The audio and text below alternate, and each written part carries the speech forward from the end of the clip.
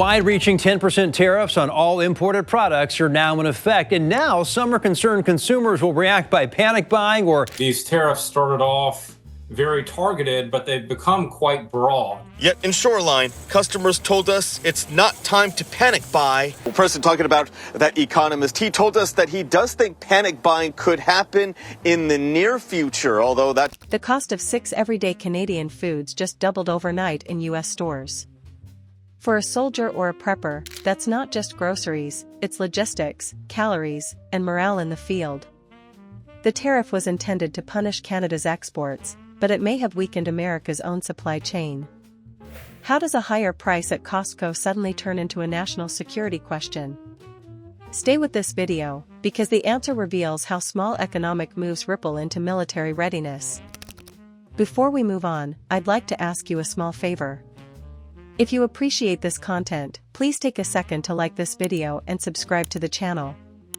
Over 98% of you watch the videos without subscribing. It costs you nothing, but it makes a huge difference to us. So, did you click the subscribe button? Great! Thank you so much. Now, back to the video. A shelf at Costco can turn into a front line fast. It's all speculation on his part, but he thinks it is a possibility. Talk to customers here at Costco, though, and they say they're not worried about panic buying. This store economists tell Como overall panic buying is still a possibility, especially as costs go up.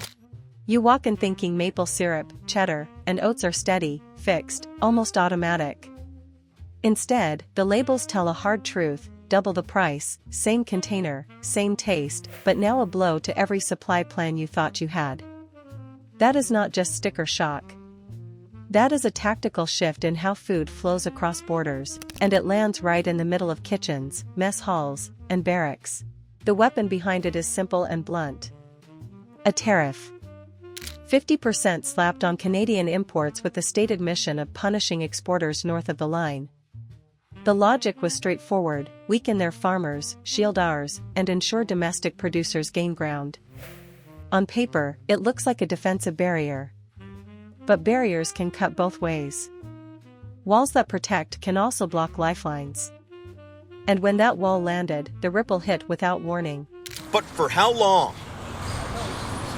At Costco and Shoreline, many shoppers told Como they worried more about the result of panic buying. According to the manager of this store, everything has been normal so far. In fact, he told us the overall Costco company, of course based in Issaquah, prices jumped not just in boutique health stores or corner markets but in Walmart aisles stacked with basic goods. The very places families trust for predictable costs. For a soldier's spouse pushing a cart through the on-base commissary, the math starts feeling grim. Every ration stretched thinner. Every box of oats or jug of oil cutting deeper into a household allowance already pressed by fuel, medical costs, and school supplies. This is the hidden pattern of tariffs.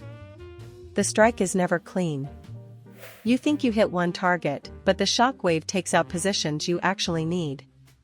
Economists have tracked this for decades. With essentials like food, cost escalation rarely stops at the source. Or just like an extra luxury item. It's not really necessary. If you were smart enough, you would have already been prepared and have non-perishable foods anyway.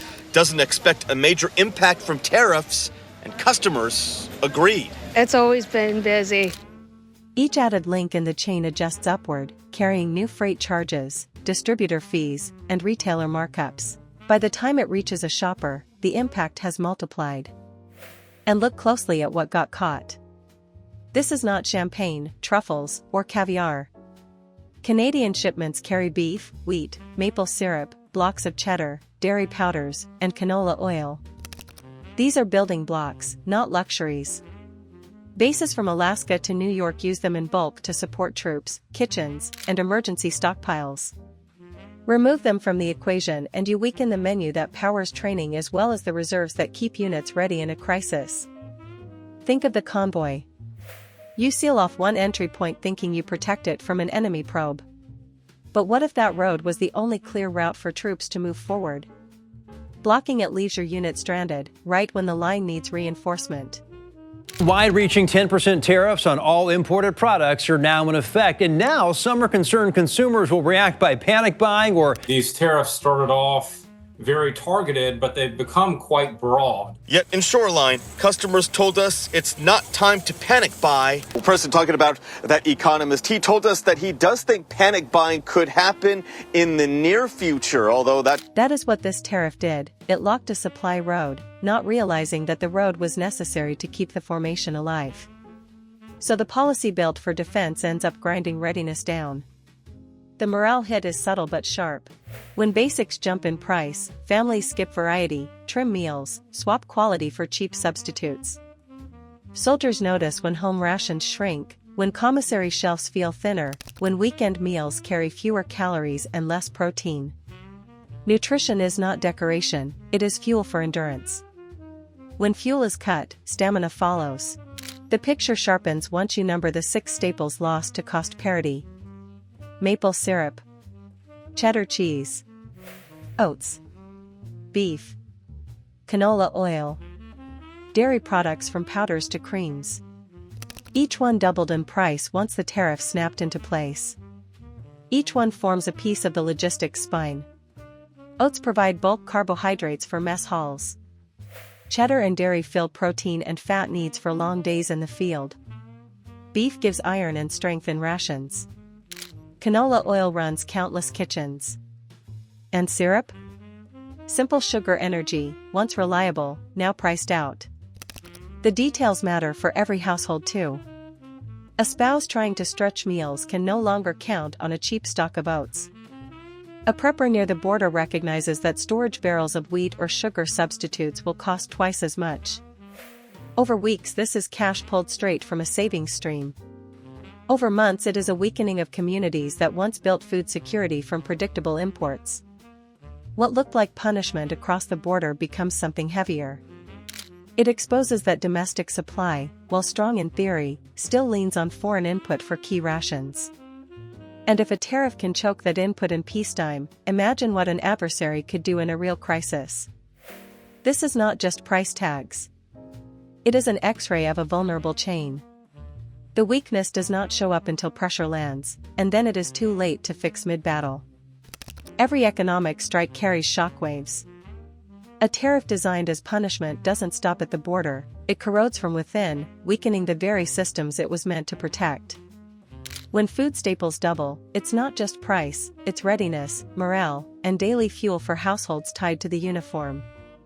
That's why you have to think like a strategist. Fragile supply means fragile security. If you want to see the hidden battles shaping your table and your nation's strength, subscribe now. The real war isn't only on the front lines. It's in the choices that decide what a soldier's family eats tonight.